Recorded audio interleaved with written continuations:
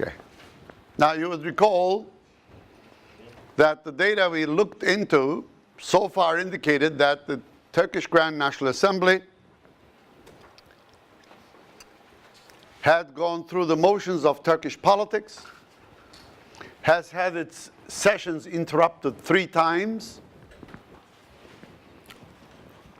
although the interruption in the 1970s from 1971 through 73 was not a full interruption, where the legislature was not suspended.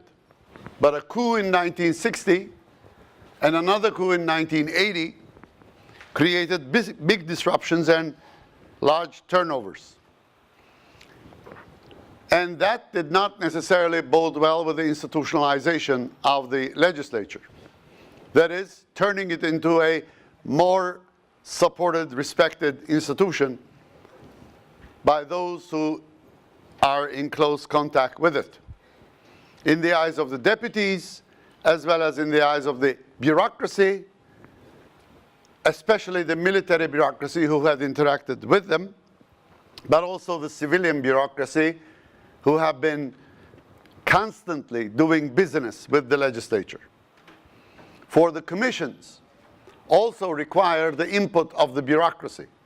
And most commissions meet with the bureaucrats and the ministerial top-level bureaucrats participating in the commission work, providing information and also answering questions asked by the deputies of the Grand National Assembly in the commissions. So they closely monitor and participate and are also scrutinized by the deputies of the Grand National Assembly. So there is a lot of interaction between the executive branch of the government and the judiciary, also with the legislature. So all 3 branches of the government need to work together, and their own expectations of each other, how much they value each other's work, how much they are respected, and how stable they are perceived, have a lot to do with institutionalization. Once the value accorded to an institution increases and the pattern of behavior becomes predictable, we call that institution as having institutionalized.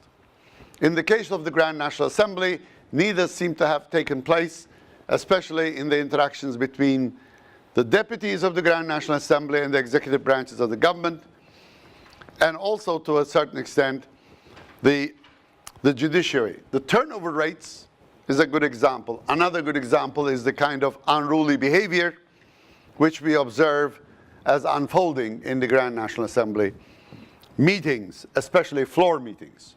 And what is worse is that since 1997, we started to observe similar unruly behavior in commission meetings as well, which had not existed in the past.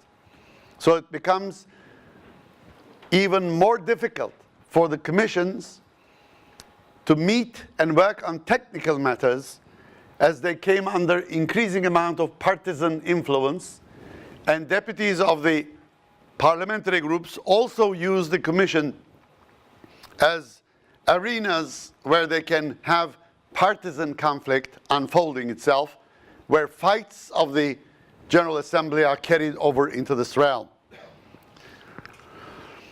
And instead of those becoming less and less important and the work of the commissions becoming more and more technical and professional, they become less and less technical and professional since 1997 up until now, because unruly behavior seems to be increasing in commission work as well. Whenever there are important legislation deeply influencing certain policy realms, such as national education, the meetings of these commissions turn into raucous, antagonizing, conflict-ridden meetings, even fist fights and non-regular sanctioned kind of behavior in the standing orders of the Grand National Assembly kick in, and they take place more effectively and more predictably. However, in the surveys that we've been conducting since the 1970s, but more so since the 1990s, the last decade of the 20th century and the first decade of the 21st, we observe that the confidence levels, when you take some confidence and high confidence together, seems to indicate that there's a lot of confidence in the eyes of the voters of the Grand National Assembly. And this is because of what we may call something like specific support that David Easton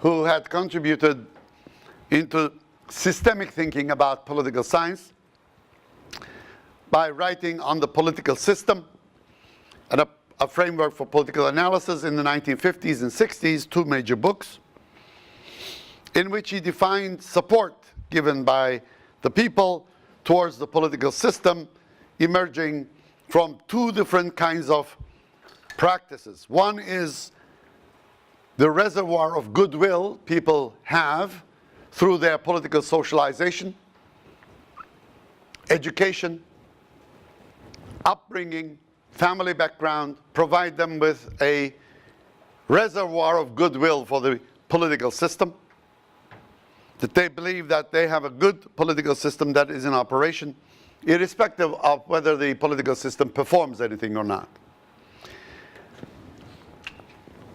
And then he calls this diffuse support, which emerges out of a reservoir of goodwill.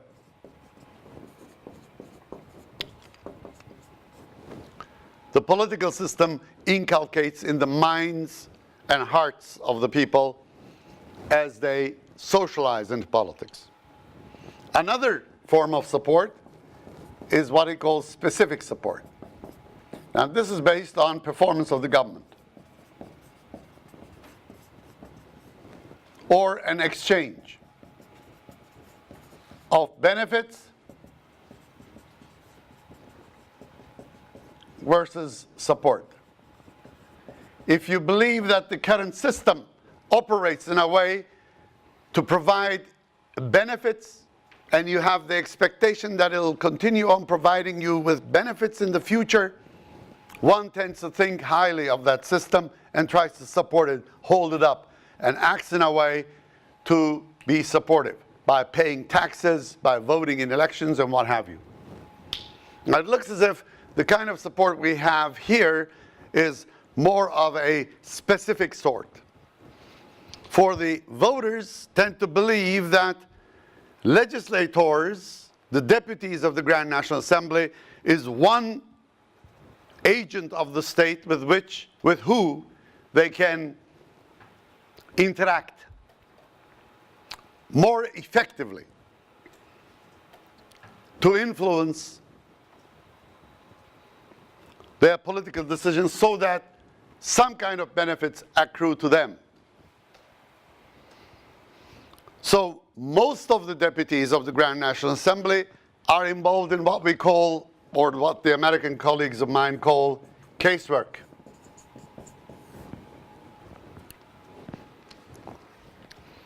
Casework refers to one-to-one interaction between a deputy and a member of the constituency from which the deputy is elected. The voter interacting with the deputy. Most of this had been face-to-face. More recently, of course, it tends to involve electronic equipments such as Skype or social media, Twitter, or telephones. In fact, when the cell phones were invented and became part of our life in the 1990s, the Grand National Assembly members started to complain a lot. First of all, they cannot turn their machines off at night, for that is considered by their constituents as an indication of trying to avoid them one way or the other. And these people, whenever they have difficulty sleeping over some problem, say 2 o'clock in the morning, call up their deputies and complain about a matter. So they came under constant harassment of the voters. And they believed that life was becoming enormously miserable for them under these circumstances. And I personally witnessed on occasions deputies being called up by people who watch TRT3, which occasionally showed the stands of the Grand National Assembly where deputies are seated. And when the voters discover that the deputy representing them is not sitting in there, or especially when he or she is sitting in there and listening to a debate, they call him up and say, "What are you doing sitting over there instead of trying to get my problem solved? Why aren't you working on my problem? We will recall this next time we are to vote." So they are expected not to spend some time listening on the debate and answering the debate and voting on the basis of the debate. They're expected by the voters, especially some voters, of course we have no frequency to report on this matter, but especially influential voters, that these people go out there into the offices of the ministries where certain problems of their voters happen to emanate from, and fix those problems, rather than sit in their seats and do their other work of General Assembly debate-related activities. So the relationship between the deputies and their voters seem to be considerably close. If my calculations are correct, approximately 1/20, 1 out of every 20 voters contact their deputies in the Grand National Assembly sometime in their 4-year tenure. Ask them to solve a problem. Huge majority of problems, as you may expect, have to do with unemployment. They expect the deputies to find some kind of employment for the voter, or the spouse of the voter, or the partner, or son and daughter. Number one issue. And it's considered as the most pressing problem in the Turkish economy today. When the voters are asked the question, what is the most important problem facing your country today? A plurality of them, not the majority, but a plurality of them, about 35 to 40%, or sometimes even higher, say that it's unemployment. So these people go to their deputies and demand that deputies find some jobs for them. Secondly, they have problems with the public bureaucracy or municipality. They would like to have their daughters, sons, nephews, or somebody in the family, based on blood relationship most of the time, to be transferred from one public bureaucracy to another, or to be transferred from one province to another. Husband is assigned to a job in one province, wife is assigned to another job in another province. So they want them to serve in the same province, and that's one big reason why the deputies are contacted by the voters who request them to unite the families of their loved ones, one way or the other.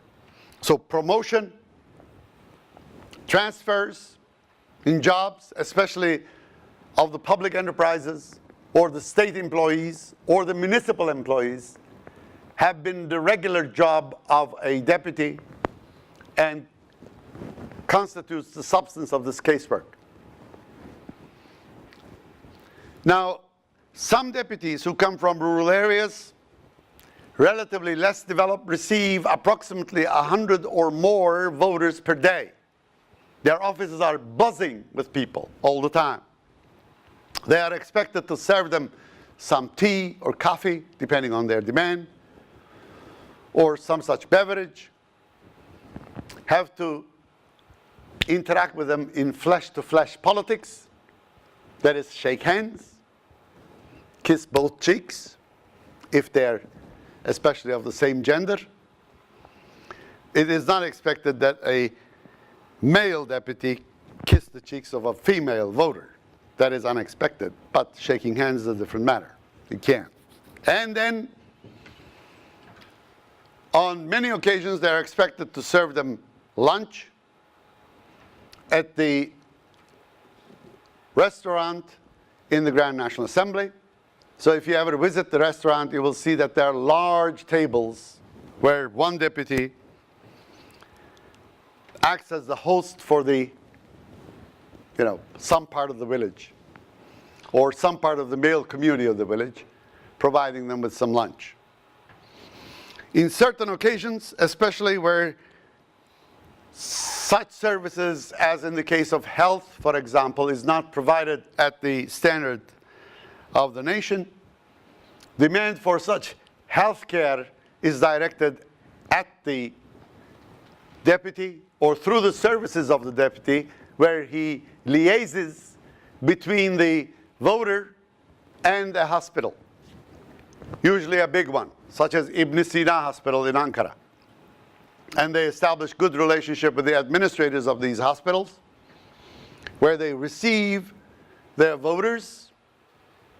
And I had seen in the past, in the 70s and 80s, deputies who kept an apartment building in Ankara for these people who came from their constituencies for medical help, kept them in these apartments. They even slept there for a few days, went through their tests. If they had an operation to be taken care of, they went through the operation, then recuperated for a few days and went back home. And the deputies even bought their tickets to go back home. Now, under those circumstances, of course, the expenditure made by the deputies is enormous and cannot be compensated by the salary that they get. They have to put in more than the salary. And that usually occurs in cases where you have the relationship between a deputy and the voter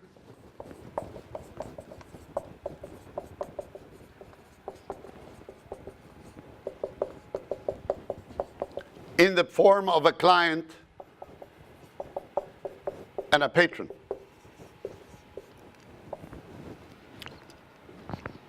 Where the voter is a client who is dependent upon the services of this patron.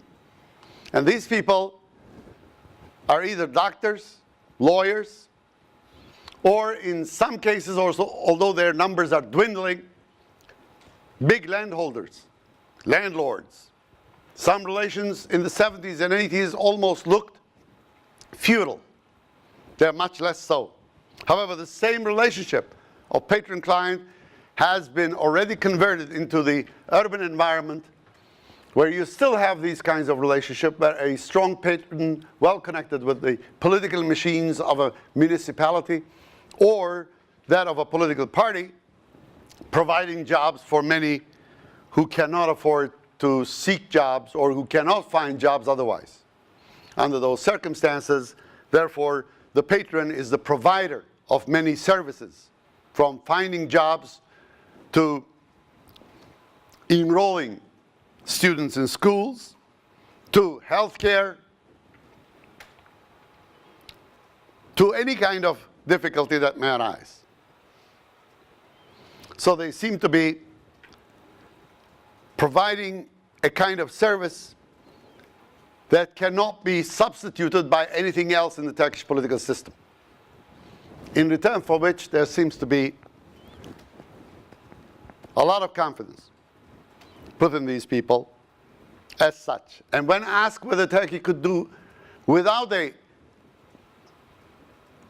legislative system, should it be run by a single person instead of 550 legislators, etc., overwhelming numbers of people over the years have said no. They believe that this institution is well located in the system to provide them with a service which no other institution can. Also, there's a lot of political psychology involved. These are people who want to see their deputies, who tried their luck with the bureaucracy in the executive branch of government, and they were turned down. They were not listened to by the sub-provincial administrators, such as the kaymakam, or the provincial administrators, such as the wali, or the bureaucracy there, or they couldn't get their ways with the municipality. They're turned away from the executive branch of the government. They were mistreated, ill-treated, or not treated at all. So they turned as a last resort to their deputies, who they elected, who would be coming around to ask for their vote. They usually do so not as single individuals, but usually as a group of people coming from a certain province, indicating that there is some kind of a solidarity that they represent, which can deliver votes, and if their votes go in the wrong direction, this deputy may not be re-elected. So you have to show that you have some power over the re-election chances, which is, of course, the foremost important goal of life for a politician, to be re-elected. Nothing weighs as much in life as getting re-elected. So under these circumstances, not to endanger re-election, these deputies must serve these people in any way they can. However, not all demands are serviceable. They may not be legal, or what the people demand could not actually materialize for technical reasons. It's impossible to do it because of technical, scientific reasons or legal reasons. So it's up to the deputies to show them good face, hug them, kiss them, give them some tea, give them some lunch, treat their wounds, so to speak, and send them back. And when you interview the deputies and the voters who interact with them, you get this picture right. I have interviewed many people who have been in this kind of mood. And when I interviewed them, they told me that they're not expecting their demands to be met or satisfied fully. But they're expected to be treated as somebody. Now, this is one of the most important motivations in life, to be treated as if you're somebody. Finally, somebody representing, in the eyes of these deputies, the state. In the job of a deputy in the Grand National Assembly, shows them some good face, treats them as a human being, talks to them, listens to them, although they know that they may not be able to help them in any way, or may not even be able to spend much time with them. However, that is the need that they have. And this is one institution that provides this kind of help to these people that no other institution can. A bureaucrat cannot do that. A bureaucrat is too educated, too technical, too involved in policy making and pushing for certain execution of policy than to spend a lot of time for things that cannot be helped. However, a deputy is in a completely different position in the Grand National Assembly. He can afford to do this sort of thing, this sort of service, and it helps quite a bit. It looks as if over the years, the benefit coming from the Grand National Assembly is perceived to be increasing, so in return for which the specific support for it in the form of confidence seemed to have increased. When you compare internationally, There are many surveys, so I've taken some of the surveys that I could find on the web and compare the results with the Turkish values surveys and also the survey of the ISSP in 2009. As you can see, the highest percentage in the table is for the Polish Sejm, or the Polish Parliament, where 72.8% of the people have shown some kind of confidence or demonstrated some kind of confidence towards it. However, the older institutions such as the US Congress, 42%, German Bundestag about 50% in Western Germany, Austria 40%, Belgium 41%, some other countries, Finland 33%, French Parliament 43%, Netherlands is better. One of the oldest parliaments, 48%. And these have dropped in more recent times, in the last few years. Now, the most recent figures for the UK, one of the oldest parliaments which acted as sort of an example for parliamentary behavior for many countries, is now down to about 20+% of confidence in the eyes of the British people. They seem to show less confidence in them, especially in recent times. Many news about corrupt practices of the members of parliament in Britain seem to have contributed to this change of image in essence. But it looks as if, the Turkish Grand National Assembly seem to be enjoying a lot of support from the voters, because it seems to be serving them in ways that no other institution can.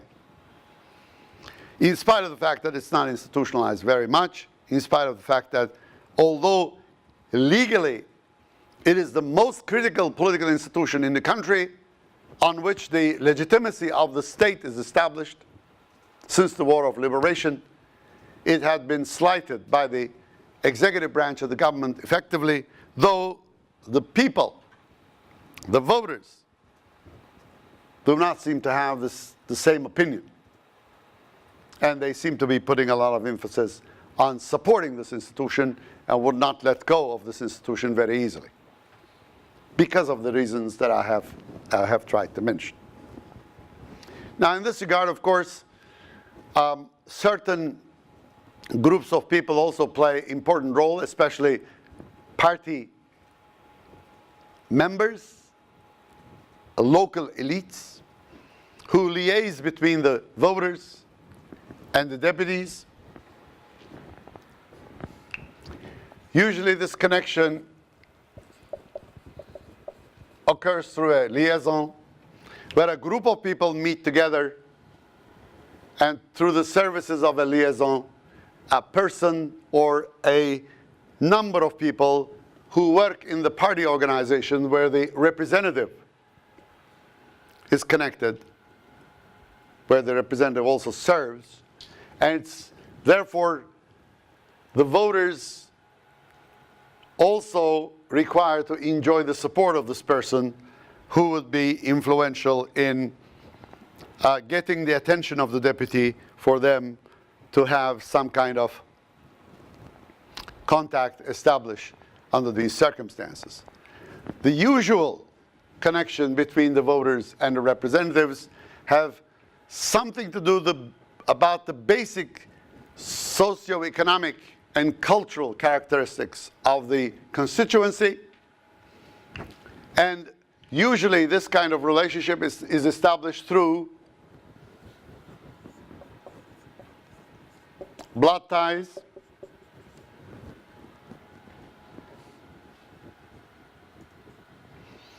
or soil-based solidarity, hemşehri connections, as they're called in Turkish, coming from the same background, etc. And this is lineage groups, could be as small as a coterie of families connected through blood relations, or could be as large as a tribe in certain parts of the country.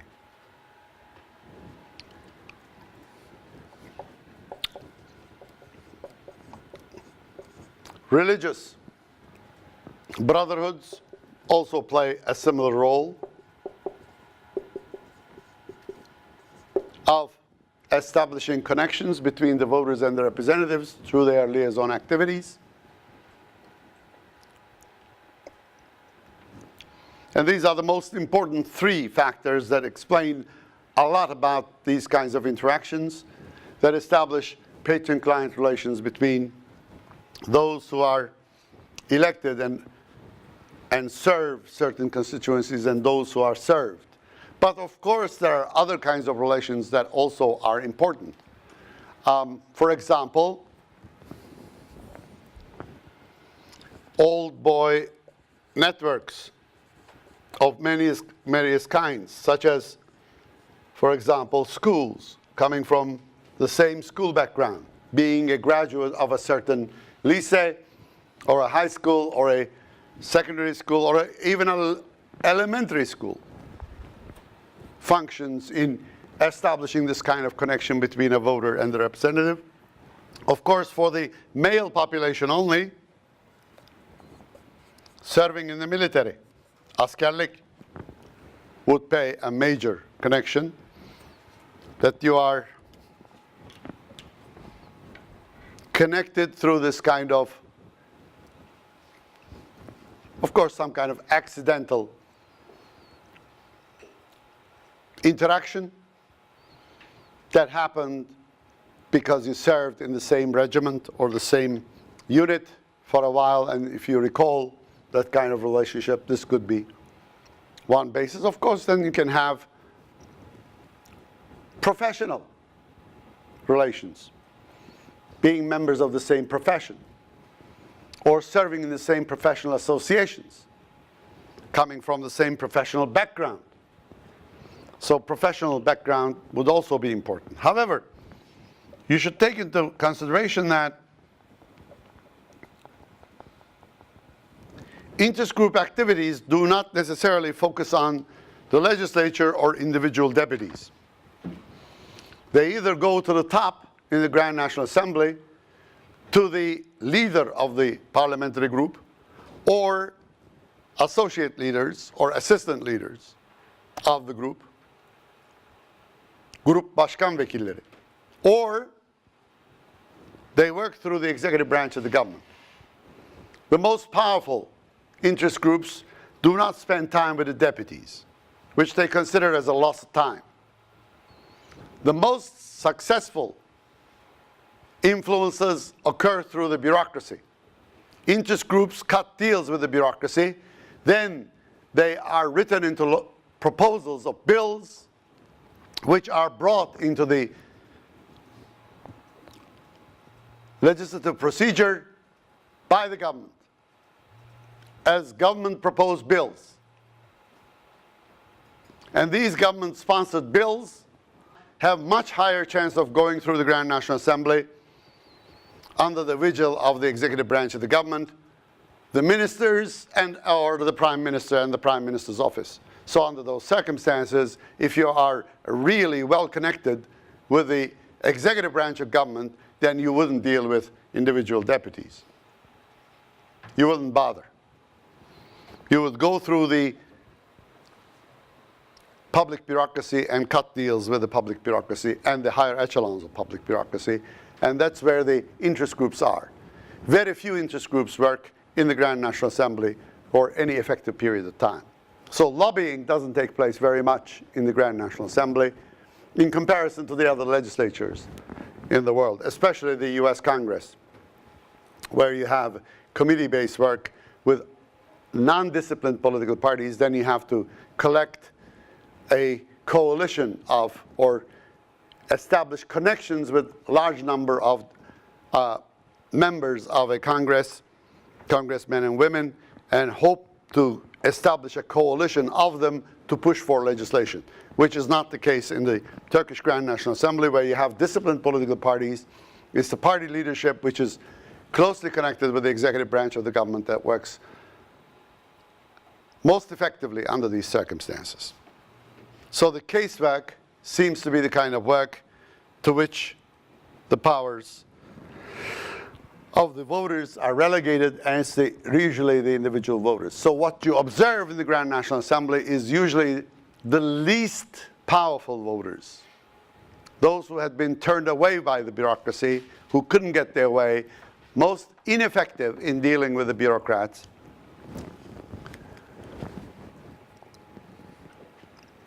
Lower echelons of the ladders of social status, who are also, economically speaking, relatively poor. They tend to turn to the legislators for help. And of course, including them into the process, providing them inclusivity, is a major function of the Grand National Assembly, of keeping the representative system in Turkey intact. And therefore, they seem to provide a very important political function for the representative system to work. And it could be, in the long run, a major influence on providing for a strong ground for development of democracy in the country eventually, if that happens. This wraps up the topic under the legislative system. So I would like to get on with the next topic of public bureaucracy.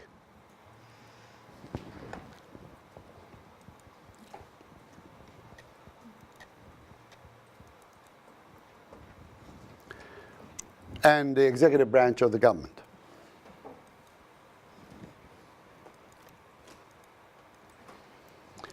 Now, the executive branch of the government, technically speaking or legally speaking, is headed by the president, but effectively by the prime minister up until now. Now, there is a big challenge to this system that is occurring by the former prime minister, elected president of the country, whether his efforts at changing the system, at the same time by violating the Constitution almost daily, will lead into any major change or not in the longer run, probably after the next election in 2015. However, the current system, as it is written in the Constitution, as it has unfolded up until today, as the head of state, the president is designated, and the president is also the commander-in-chief, representing the collective interests of the political system. So collective interests of all. Not only those who voted for this person, but everybody. So the president is the president of the country once the president is elected. And that is the basic understanding. Although currently, again, as I tell you, the current president is not acting as such. He's acting as a partisan politician, as any politician in the system, not necessarily as the president of the country. And we'll see what that leads to eventually under the system. By this I mean, for example, he makes certain partisan remarks about the opposition party leaders, denigrating them, insulting them, defaming them, which is not part of his job. And in fact, he's expected to do exactly the opposite. For this job requires inclusivity as much as possible, and also being a decent stakeholder in the system, and a decent go-between, somebody who every political party could somehow respect and trust in kind of crisis, in times of crisis, especially in critical times of crisis. Not so for the time being. The Constitution stipulates that the president's jobs is to make sure that the public administration of the state is smoothly run. If any kind of infringement on this occurs, that the President's office has the authority to intervene, which is usually done by calling up the Prime Minister and the relevant ministers, depending on the matter, issue, or the problem, discuss this in detail with them and request them to do something about this matter. There are also other institutions provided to the President for this kind of influence. He could also request, under his authority, a state controller's office, Devlet Denetleme Kurulu, to look into the matter, write up a report, and then show ways of dealing with the matter at hand and solve a pressing problem, if there is one, which the Prime Minister is to be suggested, or the President's office requests the government to act in such a way, if there is any kind of capability of doing so. Now, there are different powers assigned to the President's office. Then, there are certain ex officio decisions that he makes, where he appoints governors of provinces, ambassadors to other countries, chief of staff of the military, although in the past more, but more recently after the 2010 amendment of the Constitution, less, of the High Court justices, rectors of public universities, so on and so forth. So he has a lot of appointment capability. Also, certain appointments at top level bureaucracy requires his approval. Undersecretaries, for example, are appointed by some triple signatures. One of the signatures belongs to the President. If the President does not sign, that is considered as a veto on the appointment of this person. And that person cannot be appointed under these circumstances. The presidents also preside over the National Security Council, which looks into most critical issues of defense and national security. At times, when it's required, can preside over the Council of Ministers. It can then jointly with the Council decide to impose a state of emergency over the country. And in cases where the Grand National Assembly cannot meet, the President alone can decide to use armed forces to defend the country as the commander-in-chief. So he can virtually declare war through this decision. So very critical decision-making powers. Now, National Security Council, because it's so much related to security and defense, defense is a relatively easy concept to deal with. But security is a broad concept. And it's becoming ever broader, not only in Turkey, but throughout the world. So you can define security to mean anything by adding another adjective in front of it. Economic security, financial security,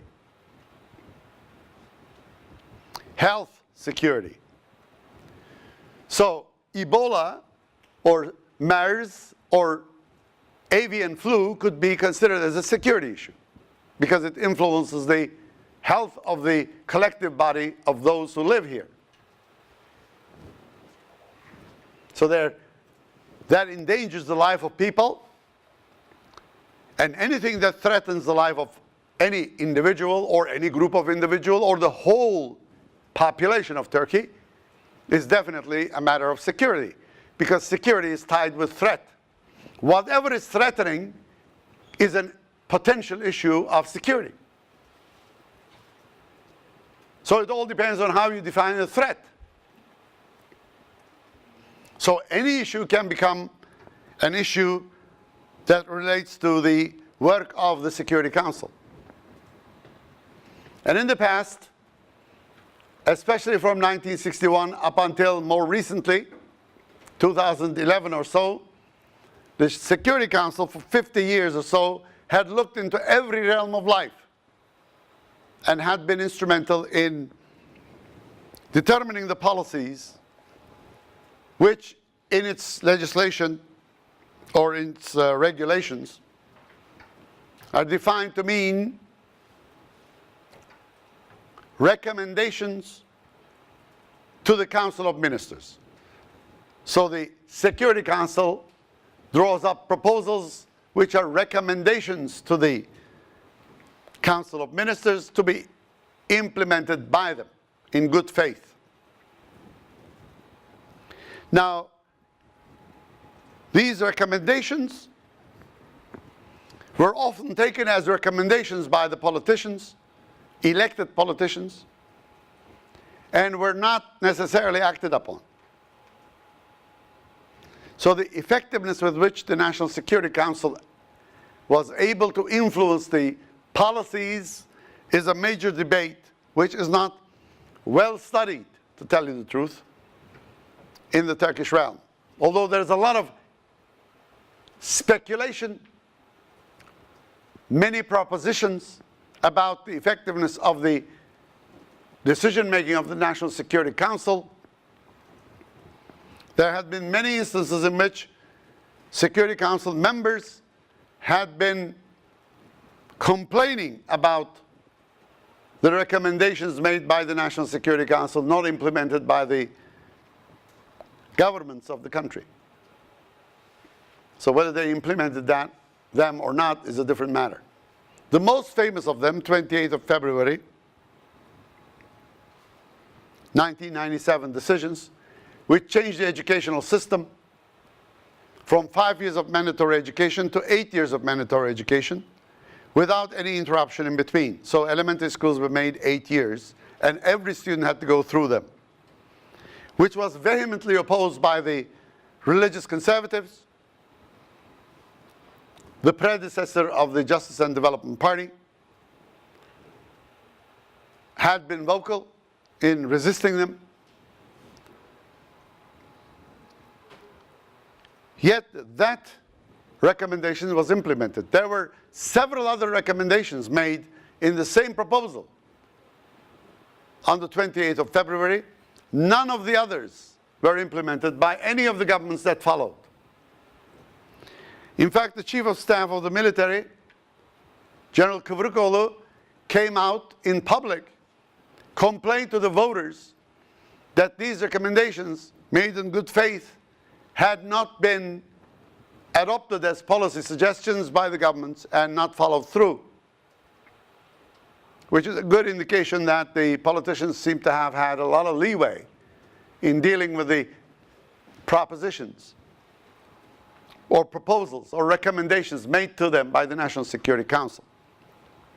But one thing is much more visible and certain. Career politicians who became members of the legislature and served there for long periods of time and had also served as the prime ministers, once they became presidents, in the case of Turgut Özal from 1989 until 1993 when he passed away, and in the case of Süleyman Demirel from 1993 until 2000 when he served for 7 years as the president of the country, used this office and this connection with the National Security Council to meet every week, more or less influence the political agenda of the country. For the agenda of the National Security Council would be debated in the press from Wednesdays onwards, for they met on Fridays, all the way to Friday. And after the National Security Council meeting, the recommendations will be announced, and there'll be debate about the recommendations on Friday evenings, Saturdays, Sunday, even sometimes on Monday. And then again by Wednesday, the next National Security Council meeting would be on the top of the agenda of the country, political agenda of the country, under these circumstances. So by manipulating their presidential powers, through inviting the National Security Council to meet, they were able to influence the political agenda of the country in a way not intended by the Constitution. But they effectively did so for 11 years.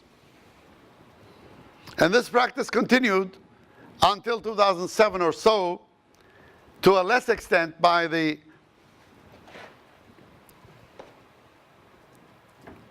office of Ahmet Necdet Sezer, who served between 2000 and 2007, because he was not a career politician. The National Security Council did not meet that much, and his efforts did not focus on influencing the agenda to that extent. However, even that had created certain difficulties for the Justice and Development Party, and he had been effectively criticized. But after 2007, when Abdullah Gül was elected to serve as the president of the country, then he was pushed into a more marginal position by Tayyip Erdogan's prime ministership, and the National Security Council began to lose its position as part of agenda setting by the president of the country, and the prime minister's office gained a overwhelming control over agenda setting from 2007 onwards.